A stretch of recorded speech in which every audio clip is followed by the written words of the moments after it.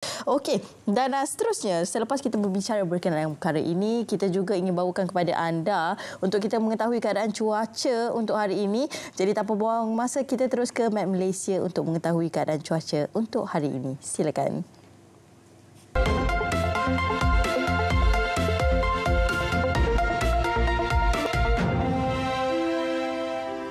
Assalamualaikum dan salam sejahtera. Kita mulakan laporan pada pagi ini dengan melihat keadaan cuaca semasa.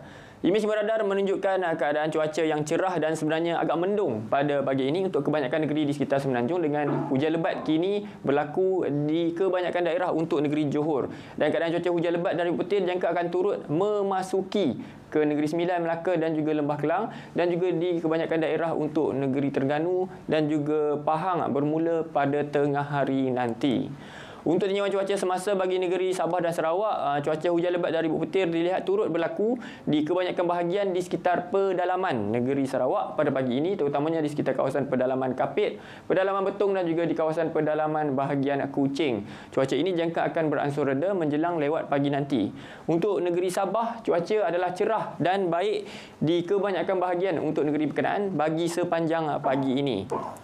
Untuk tinjauan cuaca sebelah petang nanti pula, seperti yang telah disebutkan tadi, kita menyangkakan cuaca hujan lebat akan berlaku bermula pada awal petang nanti untuk kebanyakan negeri di sekitar Semenanjung, dan keadaan cuaca hujan lebat dan ribut petir sebenarnya dijangka akan berlaku dengan lebih kerap daripada hari-hari yang sebelumnya. Dan ribut petir dan hujan lebat terutamanya untuk bahagian-bahagian dan juga negeri-negeri di sebelah utara dan juga barat Semenanjung dijangka akan berterusan daripada awal petang sehinggalah ke awal malam nanti.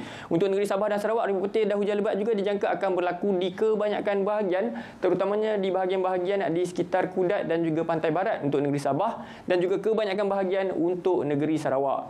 Jadi mengikut keadaan semasa, iaitu hujan lebat yang dijangka akan lebih kerap berbanding hari-hari yang sebelumnya, kita ingin memesan kepada orang ramai supaya berwaspada dengan cuaca ribut petir pada sebelah petang dan juga awal malam yang boleh menyebabkan angin kencang, banjir kilat dan juga keadaan struktur yang tidak kukuh.